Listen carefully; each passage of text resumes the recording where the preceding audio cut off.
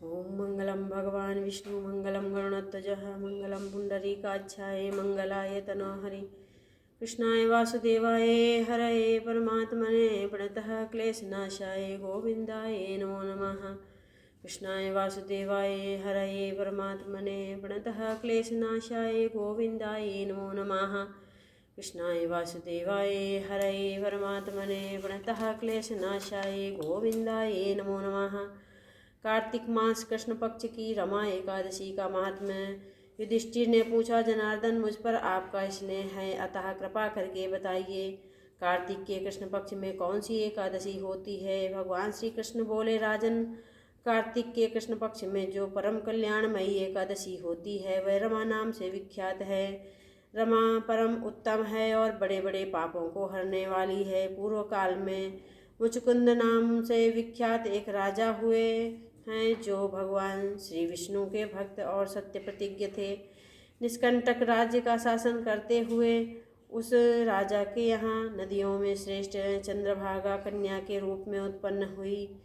राजा ने चंद्रसेन कुमार शोभन के साथ उसका विवाह कर दिया।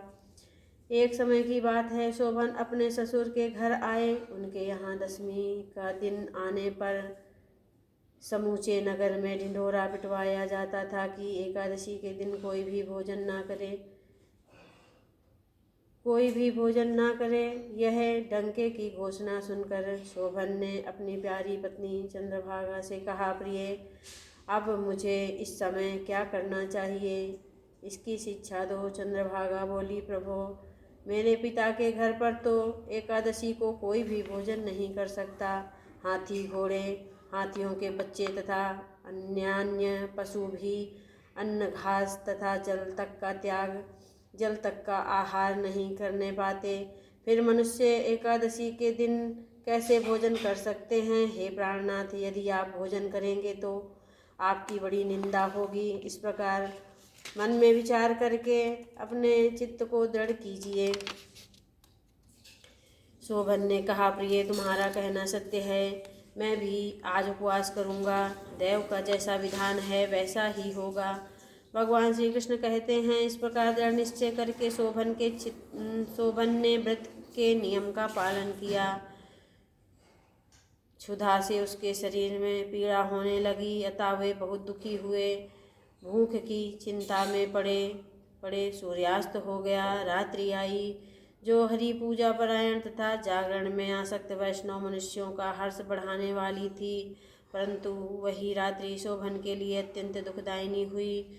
सूर्योदय होते होते उनका प्राणांत हो गया। राजा मुचकुंद ने राजोचित काष्ठों से शोभन का दाह संस्कार कराया। चंद्रभागा पति का पारलौकिक कर्म करके पिता के घर पर ही रहने लगी। नवश्रेष्ठ रमा नामक एकादशी के व्रत के प्रभाव से शोभन मंदराचल के शिखर पर बसे हुए परम रमणीय देवपुर को प्राप्त हुआ। वह शोभन द्वितीय कुबेर की भांति शोभा पाने लगा। राजा मुचकुंद के नगर में सोम शर्मा नाम से विख्यात एक ब्राह्मण रहते थे। वे तीर्थ यात्रा के प्रसंग से घूमते हुए कभी मंदराचल पर्वत पर गए।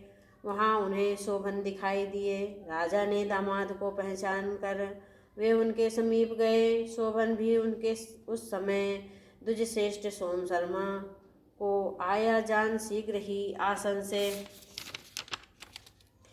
उठकर खड़े हो गए और उन्हें प्रणाम किया। फिर क्रमशः अपने ससुर राजा मुचकुंद का, प्रिय पत्नी चंद्रभागा का तथा समस्त नगर का कुशल समाचार पूछा। सोम शर्मा ने कहा, राजन, वहाँ सबकी कुशल है। यहाँ तो अद्भुत आश्चर्य की बात है। ऐसा सुंदर और विचित्र नगर तो कहीं किसी ने देखा ही नहीं होगा। बताओ तो सही, तुम्हें इस नगर की प्राप्ति कैसे हुई। शोभन बोले, द्विजेंद्र, कार्तिक के कृष्ण पक्ष में जो रमा नाम की एकादशी होती है उसी का व्रत करने से मुझे ऐसे नगर की प्राप्ति हुई है। ब्राह्मण, मैंने श्रद्धाहीन होकर इस उत्तम व्रत का अनुष्ठान किया था, इसलिए मैं ऐसा मानता हूँ कि यह नगर सदा स्थिर रहने वाला नहीं है। आप मुचकुंद की सुंदरी कन्या चंद्रभागा से यह सारा वृत्तांत कहिएगा। शोभन की बात सुनकर सोम शर्मा ब्राह्मण मुचकुंदपुर में गए और वहाँ चंद्रभागा के सामने उन्होंने सारा वृत्तांत कह सुनाया। सोम शर्मा बोले, प्रभु, शोभन की बात सुनकर सोम शर्मा ब्राह्मण मुचकुंदपुर में गए और वहाँ चंद्रभागा के सामने उन्होंने सारा वृत्तांत कह सुनाया। सोम शर्मा बोले, सुबह मैंने तुम्हारे पति को प्रत्यक्ष देखा है तथा इंद्रपुरी के समान उनके दुर्धर्ष नगर का भी अवलोकन किया है। वे इसे अस्थिर बतलाते थे, तुम उनको स्थिर बनाओ। चंद्रभागा ने कहा, ब्रह्मर्षि, मेरे मन में पति के दर्शन की लालसा लगी हुई है, अतः आप मुझे वहाँ ले चलिए। मैं अपने व्रत के पुण्य से उस नगर को स्थिर बनाऊंगी। भगवान श्री कृष्ण कहते हैं, राजन, चंद्रभागा की बात सुनकर सोम शर्मा उसे साथ लेकर मंदराचल पर्वत के निकट वामदेव मुनि के आश्रम पर गए। वहाँ ऋषि के मंत्र की शक्ति तथा एकादशी सेवन के प्रभाव से चंद्रभागा का शरीर दिव्य हो गया तथा उसने दिव्य गति प्राप्त कर ली। इसके बाद वह पति के समीप गई। उस समय उसके नेत्र हर्षोल्लास से खिल रहे थे। अपनी प्रिय पत्नी को आई देख शोभन को बड़ी प्रसन्नता हुई। उन्होंने उसे बुलाकर अपने वाम भाग में सिंहासन पर बैठाया।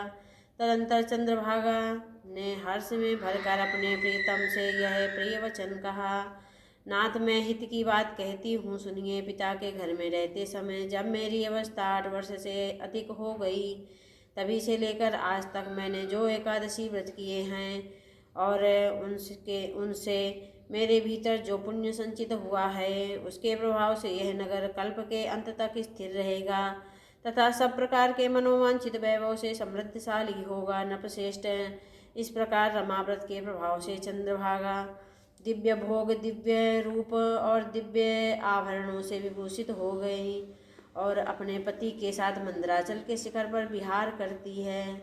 राजन, मैंने तुम्हारे समक्ष रमा नामक एकादशी का वर्णन किया है। यह चिंतामणि तथा कामधेनु के समान सब मनोरथों को पूर्ण करने वाला है। मैंने दोनों पक्षों के एकादशी व्रतों का पापनाशक महात्म्य सुनाया है। जैसे कृष्ण पक्ष की एकादशी है, वैसे ही शुक्ल पक्ष की भी एकादशी है। उनमें भेद नहीं करना चाहिए। जैसे सफ़ेद रंग की गाय हो या काले रंग की, दोनों का दूध एक जैसा ही होता है, इसी प्रकार दोनों पक्षों की एकादशियों का फल समान देने वाला होता है। जो मनुष्य एकादशी व्रतों का महात्म्य सुनता है, वह सब पापों से मुक्त होकर श्री विष्णु लोक में प्रतिष्ठित रहता है। बोलिए विष्णु भगवान की जय। ओम मंगलम भगवान विष्णु मंगलम गरुड़ध्वजाः मंगलम पुंडरीकाक्षाय मंगलाय तनो हरि। नारायण नारायण हरि हरि, श्रीमन्नारायण नारायण हरि।